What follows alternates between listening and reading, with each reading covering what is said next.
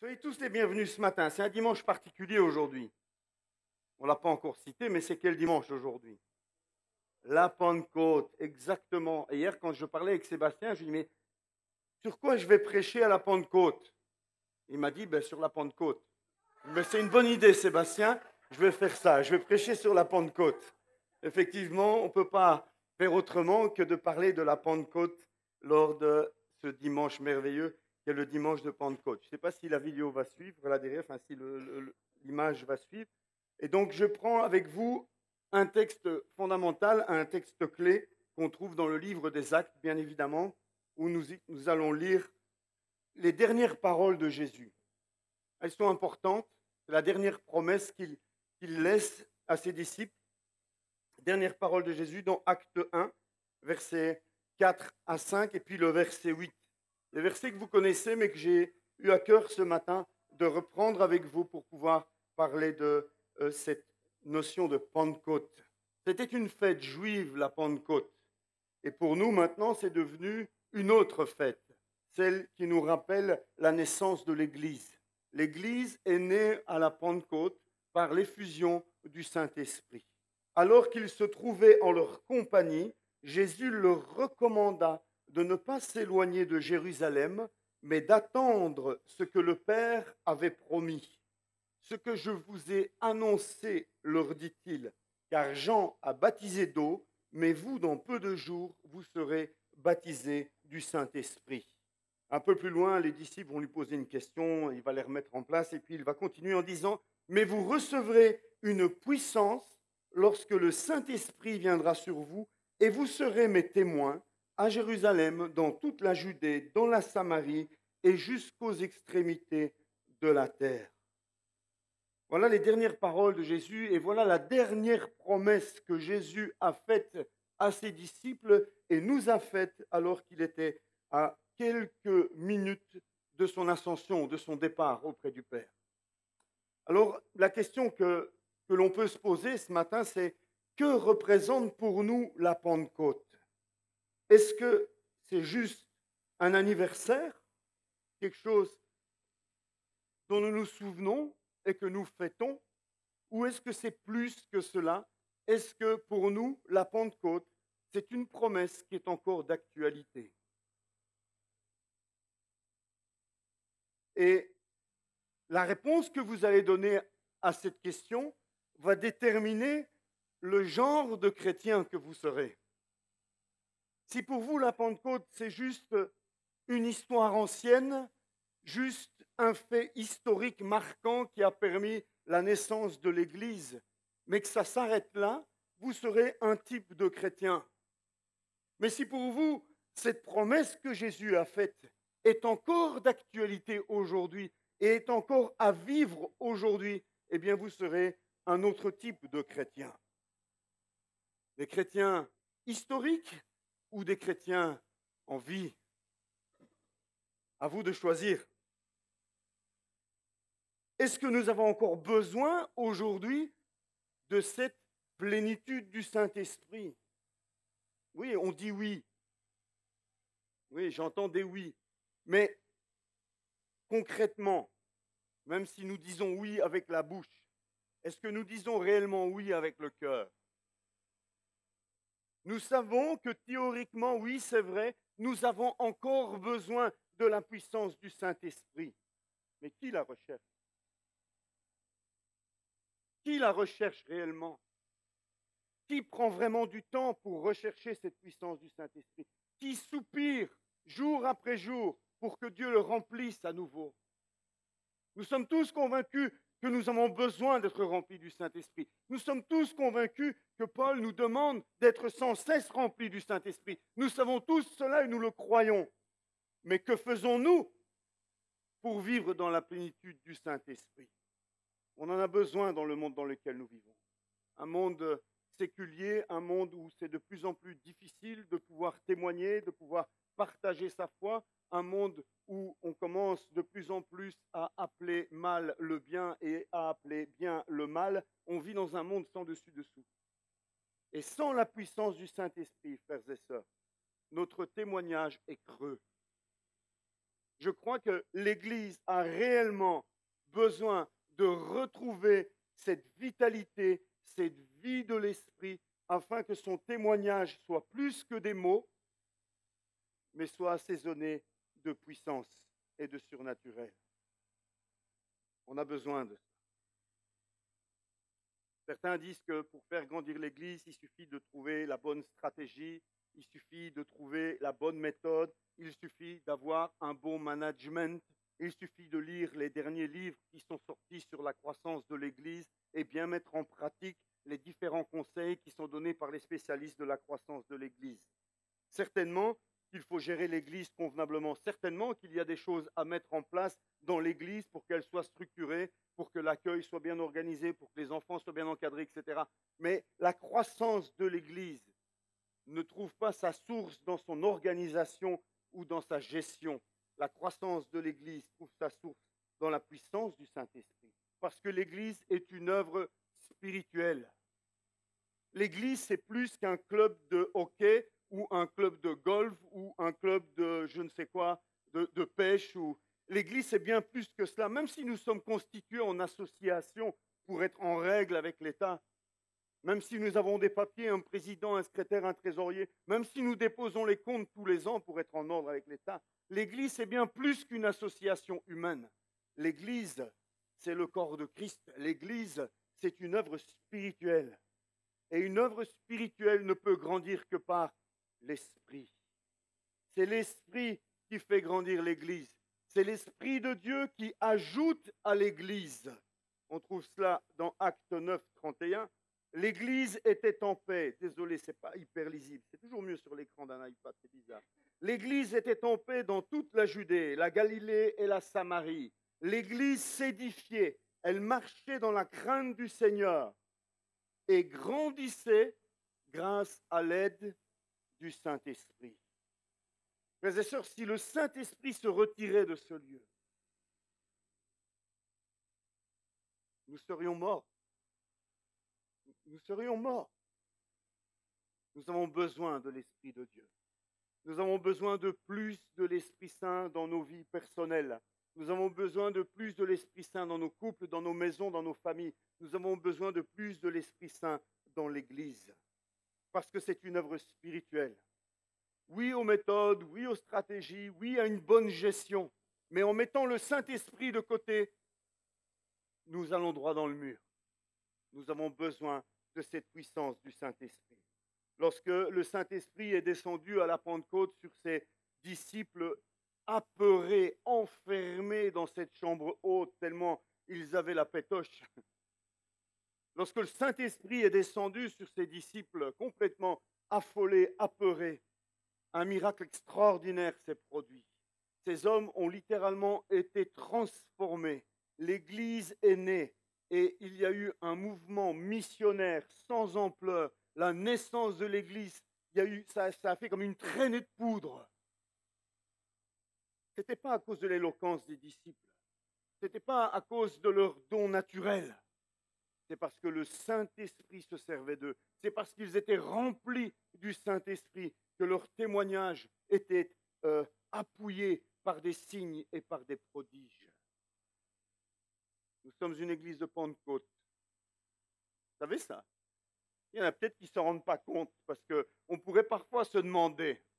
Mais nous sommes une église de Pentecôte, une église qui croit que cette promesse est encore d'actualité, encore pour aujourd'hui. Une église qui croit que Dieu guérit encore aujourd'hui, que Dieu baptise de son esprit encore aujourd'hui, qu'on parle en langue encore aujourd'hui, qu'il peut y avoir des interprétations de langues étrangères non apprises, que Dieu peut parler au travers de la prophétie, au travers d'une parole de connaissance, d'une parole de sagesse.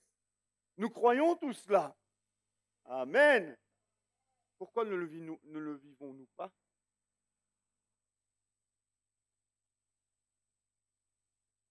Frères et sœurs, nous avons besoin vraiment de nous remettre en question. Et ce jour de Pentecôte était le jour idéal pour vous interpeller sur ce point-là. Je dois me remettre en question. Nous devons nous remettre en question.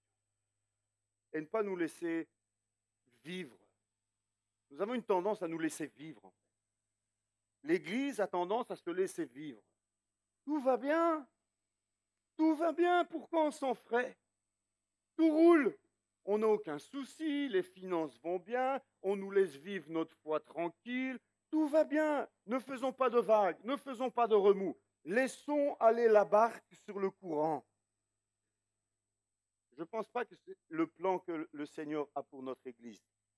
Le Seigneur ne veut pas que simplement nous rentions les rames dans la barque et que nous les laissions aller au gré des petits courants qui sont par-ci, par-là sur l'eau. Je pense que le Seigneur désire vraiment mettre un moteur de 500 chevaux dans notre barque. Un gros Mercury, hein, c'est une marque de moteur.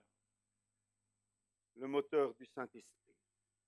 Pour amener la barque dans des zones et dans des endroits où jamais les courants n'auraient emmené la barque.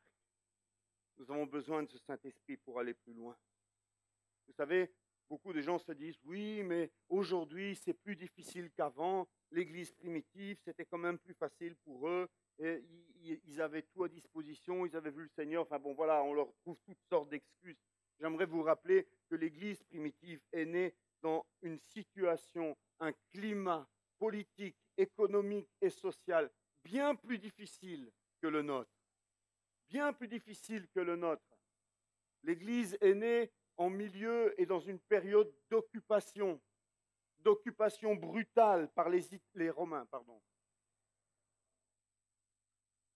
Ma langue a fourché. Je ne veux pas être lapidé aujourd'hui, donc je corrige. C'est de la faute d'Élisée, c'est lui vendredi qui m'a rappelé que les Romains, en fait, c'était des Italiens. Donc c'est lui qu'il faut lapider.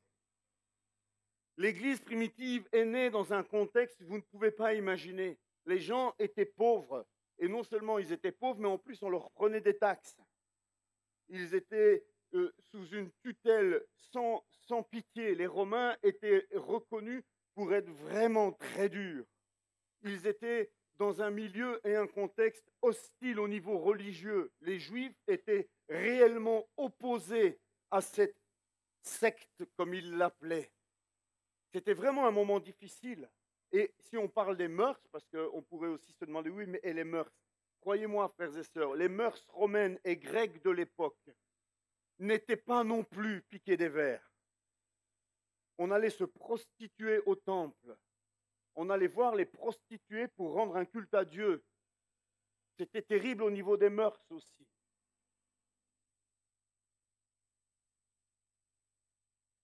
Le Seigneur dit à ses disciples, il leur dit une chose, je vais partir, mais je vous demande de faire une chose. Attendez. Attendez quoi? Attendez la promesse. Jésus dit à ses disciples, vous allez faire quelque chose d'extraordinaire. Je vous envoie, allez, faites de toutes les nations des disciples, baptisez-les, enseignez-les, etc. Mais attendez la promesse. Pourquoi? Parce que Jésus savait qu'il était capital pour que ses disciples puissent accomplir la mission qui était la leur, qu'ils ne le fassent pas avec seulement leur propre force ou seulement avec leurs propres dons naturels ou leurs moyens propres, mais qu'ils attendent la puissance qui vient d'en haut, le baptême du Saint-Esprit, cette plénitude de l'Esprit. Sans cette plénitude de l'Esprit, Pierre aurait continué à renier Jésus dans la chambre haute. On aurait frappé à la porte, on aurait dit, Pierre, tu connais Jésus? Derrière la porte, il aurait dit, non, je ne le connais pas. J'extrapole, probablement pas. Mais pour vous faire comprendre qu'il y a eu une transformation profonde chez ces hommes, chez ces femmes qui ont connu Jésus. Lorsque le Saint-Esprit est venu sur eux, ce n'étaient plus les mêmes hommes. Lorsque tu es rempli du Saint-Esprit, lorsque tu fais cette expérience de la plénitude du Saint-Esprit, tu reçois une puissance surnaturelle. J'insiste sur le surnaturel. Ce n'est pas juste que Jésus te donne des muscles plus forts, tu as plus de force, tu peux courir plus loin, etc. C'est plus qu'une force physique que tu reçois. Lorsque tu es rempli du Saint-Esprit, tu reçois une puissance extraordinaire, extra-humaine, surnaturelle, qui te permet de faire, de dire, de vivre des choses qu'humainement tu ne pourrais pas vivre. C'est ce qui s'est passé avec ses disciples. Quand Pierre passe devant ce paralytique qui fait l'aumône, et Pierre lui dit, mais je n'ai ni or ni argent, mais ce que j'ai, je te le donne. Au nom de Jésus, lève-toi et marche. Quel est l'homme qui peut faire cela par ses propres forces? Nous avons besoin de cela. Nous avons besoin qu'un jour, nos mouchoirs puissent être collectionnés par les pécheurs, par les perdus, pour que lorsqu'ils prennent nos mouchoirs et qu'ils mettent nos mouchoirs sur leur maladie, ils soient guéris. Qu'est-ce que tu inventes comme histoire là? C'est une histoire dans la Bible, dans le Nouveau Testament. On appliquait les mouchoirs de Paul, c'est ça? De Paul, je pense, de Paul, pour guérir les malades. C'est surnaturel cela. L'Église sans surnaturel, frères et sœurs. C'est une Église.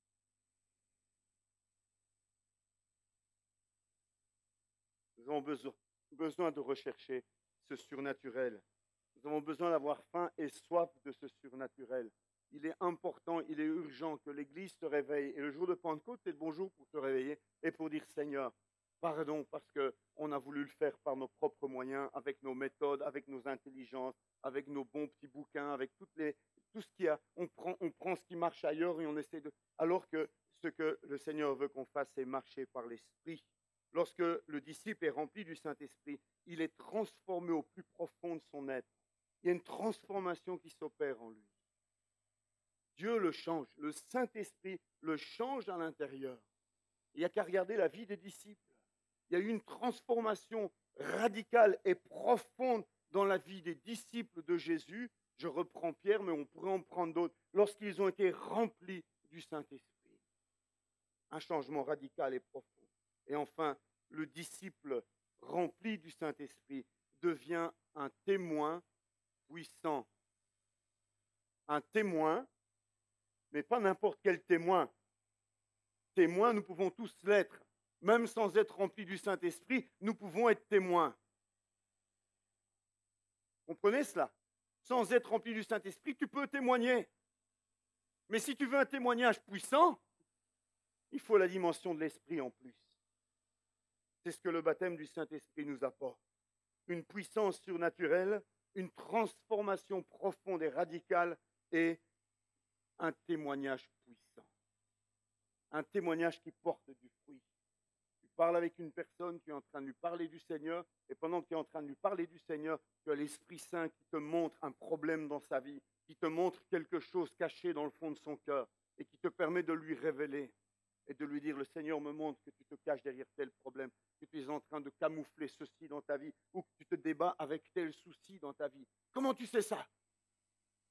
Le Saint-Esprit vient de me le révéler. Et s'il me le révèle, c'est parce qu'il veut te montrer qu'il est bien présent maintenant dans cet entretien que nous avons. C'est le moment de donner ta vie à Dieu. Vous savez, quand vous pouvez témoigner avec en plus ce genre de puissance surnaturelle, ça a d'autres effets, ça porte d'autres fruits, croyez-moi. Lorsque nous pouvons témoigner et prier pour les malades et que les malades sont guéris, ça a un autre effet, croyez-moi. Et c'est ce que nous devons rechercher. C'est ce que nous devons rechercher. Nous avons besoin de cette puissance. Nous avons besoin de cette puissance. Jésus savait que ses disciples avaient besoin de cette puissance. Et c'est pourquoi il leur demande d'attendre. Attendez la promesse. Attendez que le Saint-Esprit vienne sur vous. Attendez d'être baptisés du Saint-Esprit. Alors, vous serez mes témoins. À ce moment-là, vous aurez cette capacité surnaturelle de témoigner de manière surnaturelle. Acte 19, 2. Avez-vous reçu le Saint-Esprit lorsque vous avez cru? Je prends ce verset parce que ce verset m'a interpellé à la lecture. C'est la seule chose qui intéressait l'apôtre Paul lorsqu'il s'approche d'eux. La seule chose qui intéresse Paul, c'est de se dire, mais est-ce que vous avez reçu le Saint-Esprit lorsque vous avez cru? Pourquoi? Pourquoi, à votre avis? Si ce n'est parce que c'est capital. Ils lui répondirent, nous n'avons même pas entendu parler d'un Saint-Esprit. Terrible. Nous n'avons même pas entendu parler d'un Saint-Esprit. Le texte qu'on a lu ce matin dit, mais vous recevrez une puissance lorsque le Saint-Esprit viendra sur vous et vous serez mes témoins à Jérusalem, dans toute la Judée, dans la Samarie et jusqu'aux extrémités de la terre. Ce texte contient 4 vérités puissantes. La première, il y a une promesse de la part de Dieu. Quand Dieu fait des promesses, ce n'est pas comme nous faisons des promesses. Lorsque Dieu fait des promesses, il les tient. Parce que Dieu n'est pas un menteur. Dieu ne peut mentir. Dieu a fait une promesse et il a dit, vous recevrez une puissance. C'est valable pour chacun de ses enfants. C'est valable pour tous ceux qui sont nés de nouveau, pour tous ceux qui sont nés en Christ. Cette promesse, elle est valable et elle est encore pour aujourd'hui. Vous recevrez une puissance. Jésus nous a confié une tâche importante, frères et sœurs. Et ce qui est extraordinaire avec ce Jésus, c'est qu'il ne nous envoie pas construire une table sans nous donner la scie, le marteau et les clous. Il nous envoie accomplir une mission importante, une mission capitale pour lui. Il est venu nous donner sa vie pour que les hommes soient sauvés. Et il se sert de ses enfants, de ses fils et de ses filles pour annoncer la bonne nouvelle du salut. Donc, il nous a confié une mission importante et la bonne nouvelle, c'est qu'il nous fait la promesse de nous équiper pour accomplir cette mission. Sans cette puissance du Saint-Esprit, c'est impossible d'accomplir la mission que le Seigneur nous demande d'accomplir. La source de cette puissance se trouve dans la personne du Saint-Esprit. Le Saint-Esprit, ce n'est pas juste un vent. Le Saint-Esprit, ce n'est pas juste un fluide qui circule. Le Saint-Esprit, ce n'est pas juste une puissance. On ne peut pas résumer le Saint-Esprit à une puissance. Le Saint-Esprit, c'est une personne puissante. Le Saint-Esprit, c'est Dieu qui vient habiter en toi. Ce Dieu omnipotent qui est capable de tout faire, vient habiter en toi dans toute sa plénitude et te rend capable de faire l'impensable, de faire l'impossible. Le Dieu de l'impossible vient habiter en toi et tu deviens son instrument pour faire des choses folles, des choses extraordinaires pour lui. Le Saint-Esprit survenant sur vous. Cette puissance émane du Saint-Esprit. C'est lui qui donne la capacité pour accomplir la mission. C'est ce Saint-Esprit qui nous donne la capacité de prêcher avec puissance. Prêcher, ce n'est pas seulement ce que je fais là. Hein. Tu prêches lorsque tu annonces la bonne nouvelle de l'Évangile à un voisin, à un collègue. Et tu peux prêcher avec puissance lorsque le Saint-Esprit vient sur toi. David disait qu'il n'emmenait pas l'arche avant d'entrer dans la prison. Moi, ce n'était pas la première fois, c'était la deuxième fois que j'entrais dans la prison. Mais c'était la première fois que j'allais prêcher dans une prison devant 189 prisonniers. Moi aussi, j'emmenais pas l'arche, David. Moi aussi, je me dis, mais Seigneur, qu'est-ce que je vais leur dire? Comment je vais faire? Comment prêcher? Que leur dire à ces gens-là? Et jusqu'à la dernière minute, je ne savais pas trop comment introduire ma prédication. Et je crois que c'est David qui a dit à ses ouvriers, à ses prisonniers, avant de me donner la parole, c'est parce que Dieu a mis de l'amour, c'est parce que Dieu vous aime que nous sommes ici. C'est toi qui avais dit ça, David. Ça a été le déclic. C'est ce qui m'a, à partir de ce moment-là, le Saint-Esprit vraiment m'a conduit pour pouvoir leur annoncer l'Évangile avec amour, leur montrer combien Dieu les aimait. Abandonnés par leur famille, abandonnés par leur village, abandonnés par leurs femmes, par leurs épouses, abandonnés de tous. Vous savez, dans la prison, là, c'est vraiment le trou, le fond du trou du monde, là. Plus personne ne s'intéresse à eux. Et puis, ils voient une bande de blancs qui débarquent avec des cadeaux et qui viennent leur dire, on est venu au Togo, pas pour prendre des vacances, on est venu au Togo pour venir vous dire que Dieu vous aime. Je vous assure que ça a eu un impact. Ça a eu un impact.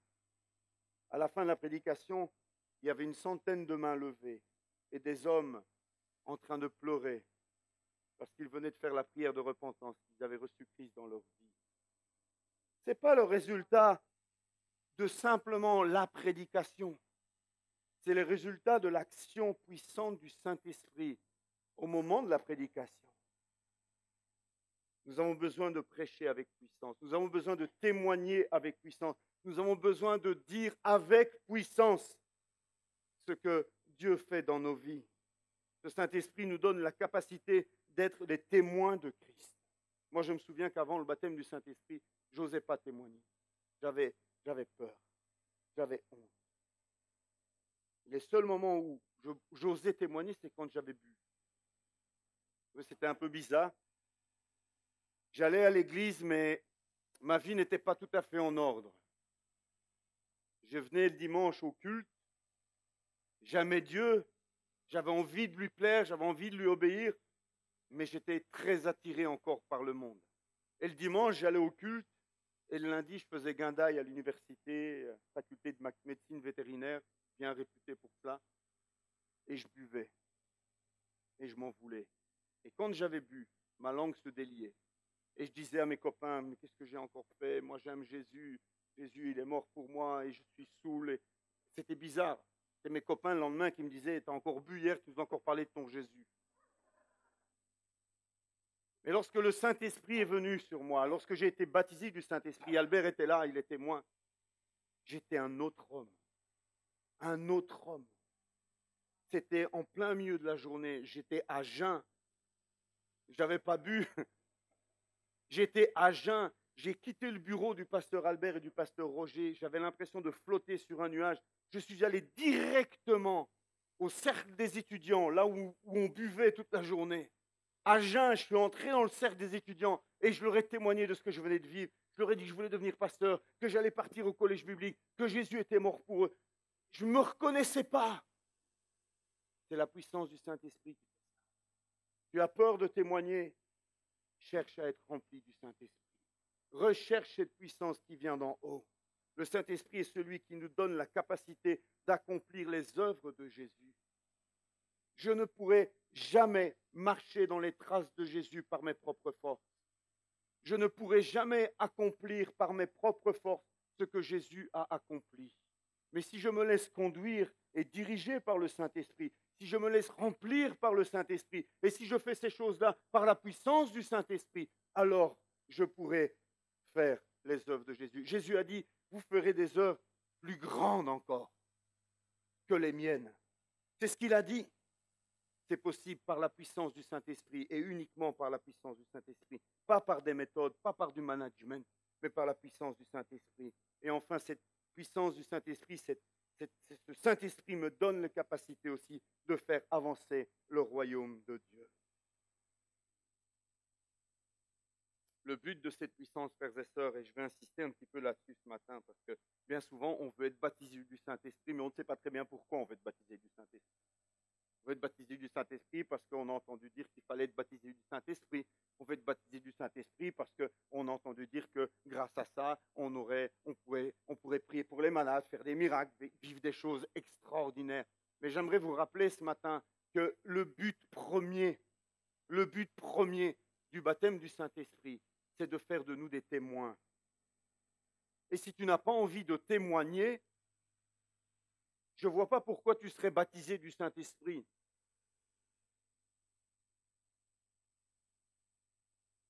Il y a des gens qui ont déjà demandé plein de fois à être baptisés du Saint-Esprit. Mais est-ce que leurs motivations sont bonnes? Peut-être qu'il faut se poser des questions. Mais le but ici, le but de cette puissance, le but de pourquoi Jésus déverse cette puissance du Saint-Esprit, c'est pour faire d'eux des témoins. Et vous serez mes témoins. Vous recevrez une puissance, la puissance du Saint-Esprit survenant sur vous. Et vous serez de bons petits chrétiens, non? Et vous ferez des miracles. Ce n'est pas ce que Jésus dit. Et vous serez mes témoins à Jérusalem, en Judée, en Samarie et jusqu'aux extrémités de la terre. Dans ton cercle familial, dans ton cercle d'amis, dans ton travail, dans ta ville, dans ton pays et même encore plus loin, par la puissance du Saint-Esprit. Recherchons le Saint-Esprit parce que nous désirons servir Dieu, frères et sœurs. Recherchons le Saint-Esprit parce que nous désirons être des témoins efficaces et remplis de puissance. Ne recherchons pas le Saint-Esprit parce que ça fera une médaille de plus sur notre épaule de chrétien. Ne recherchons pas le Saint-Esprit simplement pour pouvoir faire un effet qui passe à côté de l'objectif essentiel. Le Saint-Esprit cherche des outres à remplir. Le Saint-Esprit cherche des hommes et des femmes qui sont prêts à se mettre à sa disposition. Ce n'est pas lui qui est à notre disposition. C'est nous qui devons nous mettre à sa disposition. Et si tu dis dans ton cœur, Saint-Esprit, je veux te servir, je veux être un témoin, je renonce à ma propre vie, je veux vivre pour toi, je veux servir Christ, tu feras cette expérience de la plénitude du Saint-Esprit au quotidien. Chaque fois que tu voudras te mettre en route pour servir Christ et non plus tes intérêts, tu verras la puissance du Saint-Esprit. Quand et comment recevoir ce Saint-Esprit? Je prendrai juste le texte de Luc 11. Et moi, je vous dis, demandez et l'on vous donnera. Comment recevoir le Saint-Esprit? En le demandant. Cherchez, vous trouverez. Comment recevoir le baptême du Saint-Esprit? En cherchant. Ce n'est pas juste un petit distributeur automatique ou un petit jackpot. Allez, je m'avance, je vais bien voir si j'ai gagné aujourd'hui. Non, c'est plus que cela. C'est une recherche. C'est un désir qui est là à l'intérieur. Pendant des jours et des jours, j'ai cherché à être rempli du Saint-Esprit. J'ai fait tout ce qui était imaginable et possible pour le recevoir. J'ai lu des livres, j'ai jeûné, j'ai prié, j'ai crié, j'ai pleuré, j'ai râlé, j'ai tout fait. Jusqu'à ce que finalement, enfin, Dieu dirige mes pas vers le pasteur Albert et le pasteur Roger, qui ont pu prier pour moi. J'avais besoin d'une délivrance. Albert a eu une parole de connaissance à ce moment-là. Il a manifesté un don du Saint-Esprit. Il a vu une chose dans ma vie qui était grave, qui avait besoin d'être confessée, qui avait besoin d'être brisée, liée dans le nom de Jésus. Au partir du moment où ils ont lié cette chose-là, le Saint-Esprit est venu sur ma vie. Et ma vie a été transformée. En effet, tous ceux qui demandent reçoivent. Tous ceux qui demandent reçoivent. Celui qui cherche trouve, et l'on ouvrira à celui qui frappe. Quel père parmi vous donnera une pierre à son fils s'il lui demande du pain?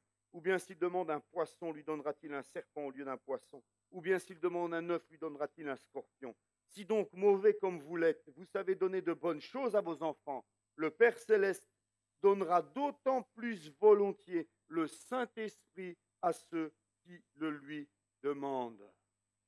Le Père donnera d'autant plus volontiers le Saint-Esprit à ceux qui le lui demandent. Papa n'est pas un ronchon, un grincheux, occupé dans un coin avec ses hobbies et de temps en temps, il faut réussir à déranger et attirer son attention pour que, enfin, de temps en temps, ils veulent bien nous donner un petit quelque chose. Non, il n'est pas comme ça. Nous avons un Dieu qui a un projet pour cette humanité, qui a un plan et qui désire que tous les hommes soient sauvés, parviennent à la connaissance. Et on a un Père qui est généreux et qui veut donner à ceux qui demandent, mais qui demande dans de bonnes intentions, qui demande avec de bonnes raisons, pour de bonnes raisons. Si mon fils me demande 50 € pour aller acheter un paquet de cigarettes, il va demander longtemps, très longtemps. Mais s'il me demande 50 € parce qu'il a à cœur d'aller acheter des sandwichs et les distribuer aux sans-abri de la région, il aura ces 50 €. Ses motivations ne sont pas les mêmes. Parfois, nos motivations pour recevoir le Saint-Esprit ne sont pas correctes. Nos motivations doivent être servir Dieu et être des témoins. Alors, Dieu donne. Alors, Dieu répond à nos demandes, à nos besoins. C'est quand? Mais c'est maintenant. C'est tout de suite. C'est cet après-midi, c'est demain. Les disciples étaient assis dans la chambre haute lorsqu'ils ont été remplis du Saint-Esprit. Ils n'étaient pas à genoux, ils n'étaient pas debout, ils étaient assis, en train d'attendre dans la prière, dans le chant. Peut-être, je ne sais pas exactement ce qu'ils faisaient dans cette chambre haute, mais ça faisait quelques jours qu'ils y étaient, donc je suppose qu'ils n'ont pas fait que chanter et prier pendant eux. Mais pendant qu'ils étaient assis, le Saint-Esprit est venu sur eux. D'autres, c'était pendant qu'ils étaient en train de marcher, d'autres, c'était pendant qu'ils étaient en train de louer, d'autres, c'était pendant qu'ils étaient occupés à autre chose. Le Saint-Esprit vient, mais il faut l'attendre. Il faut attendre sa venue. Il faut aspirer après sa venue et désirer cette venue. Frères et sœurs, je veux terminer ce matin en vous rappelant que la Pentecôte, ce n'est pas une histoire ancienne. Dans beaucoup d'églises et dans beaucoup de vies de chrétiens, c'est une histoire ancienne. Dans la vie de certains chrétiens, c'est même une histoire qui n'a jamais existé, qui n'a jamais commencé. Ils se sont contentés de la conversion Ils ne sont jamais allés plus loin que la conversion. Quand le Saint-Esprit est là, on voit la différence. Quand le Saint-Esprit est là, on grandit avec le Seigneur. Je ne suis plus le même et je ne reste pas le même pendant des années. Il y a des chrétiens qui sont chrétiens depuis des années et qui se battent avec le même problème depuis des années. Tu es rempli du Saint-Esprit, tu progresses, tu grandis, tu avances avec le Seigneur, tu vois des changements dans ta vie, tu vois des changements dans la vie de ta famille, tu vois des victoires autour de toi, parce que le Saint-Esprit donne la victoire. On en a tous besoin, frères et sœurs. Ce matin, j'aimerais vous encourager à aspirer à nouveau à être rempli du Saint-Esprit. Si vous l'avez déjà été, rappelez-vous que nous sommes comme des réservoirs percés et que remplis aujourd'hui, demain c'est vide peut-être. C'est chaque jour que je dois être rempli du Saint-Esprit. La Bible nous encourage à nous entretenir avec des psaumes, des hymnes, des cantiques, la lecture de la parole, la communion fraternelle. Ces choses-là nous remplissent du Saint-Esprit. Si tu as parlé en langue un jour, continue à parler en langue. Parler en langue, ça t'édifie toi-même. Parler en langue, c'est une manière d'être à nouveau rempli du Saint-Esprit.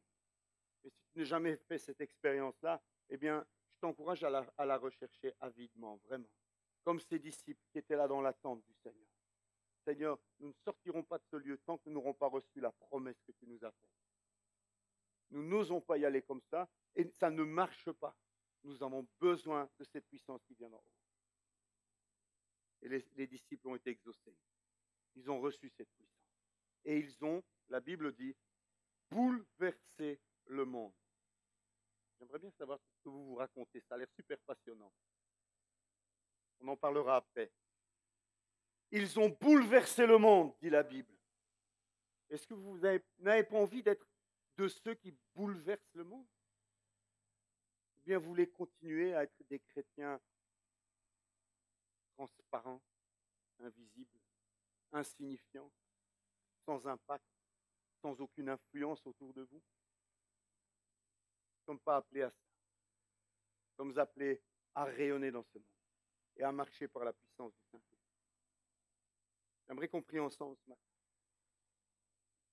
J'aimerais que vous puissiez vous positionner et vous demander, j'en suis où moi? J'en suis où moi dans ma vie chrétienne? À quel disciple est-ce que je ressemble? À ceux qui étaient enfermés dans la chambre haute avant la Pentecôte ou à ceux qui sont sortis de la chambre haute? À quel disciple ressembles-tu? Est-ce que le Saint-Esprit agit dans ta vie? Est-ce que tu as déjà vu une seule fois la puissance du Saint-Esprit se manifester au travers de ta prière, au travers de ta prédication, au travers d'une parole que tu aurais reçue ou d'une imposition des mains où tu aurais pu voir une guérison? Est-ce que tu es un disciple enfermé encore dans sa chambre haute ou est-ce que tu es un disciple rempli du Saint-Esprit?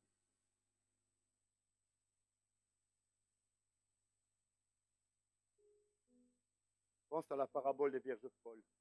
Toutes les 10, elles aimaient, elles attendaient l'époux. Toutes les 10, elles attendaient l'époux. Toutes les 10 se sont assoupies parce que l'époux tardait. Il y en a 5 qui avaient leur lampe remplie d'huile. Et l'huile, c'est quoi? C'est le Saint-Esprit. Veille à avoir ta lampe remplie d'huile si tu veux pouvoir entrer dans la salle des noces. C'est un avertissement solennel ce matin que je lance à chacun d'entre vous. Est-ce que ta lampe est bien remplie? Ça ne suffit pas d'aimer le Seigneur.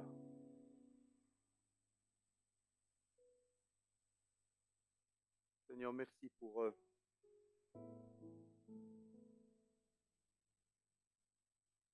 ta parole dans nos cœurs.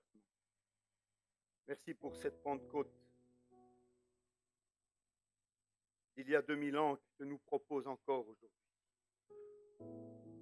Merci parce que la promesse est pour nous, pour nos enfants, pour tous encore aujourd'hui, Seigneur. Et je prie, Seigneur, ce matin pour que, à travers de ta parole, Seigneur, tu puisses nous saisir, nous secouer, nous remettre en question. Et que nous puissions honnêtement ce matin te regarder dans les yeux et te montrer l'état de notre lampe. Comment est ma lampe? De quoi est remplie ma lampe? D'huile ou de toutes sortes d'autres préoccupations? Seigneur, ce matin,